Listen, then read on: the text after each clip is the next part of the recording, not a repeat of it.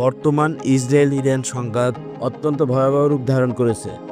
Israeli প্রতিরক্ষা বাহিনী বা আইডিএফ দাবি করেছেন ইরান প্রস্তুত করেছে এমন এক ক্ষেপণাস্ত্র যা ইসরায়েলের জন্য বড় ধরনের হুমকির কারণ হয়ে দাঁড়াতে পারে।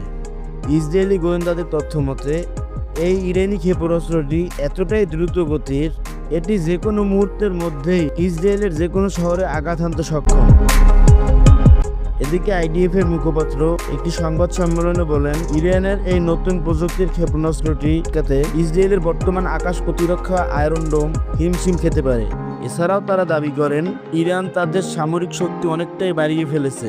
তারা অর্থাৎ ইরান গোপনে এমন সব মরণাস্ত্র তৈরি করেছে যা মুহূর্তেই তেল আবিব ও অন্যান্য শহরে আঘাত আনতে সক্ষম। ইসরায়েলি কর্মকর্তারা বলেছে ইরান মধ্যপ্রাচ্যে তাদের প্রভাব বিস্তার করতে মরিয়া হয়ে উঠেছে এবং ইসরায়েলকে ধ্বংস করার জন্য তারা সকল প্রযুক্তি ব্যবহার করার জন্য প্রস্তুত নিয়েছে।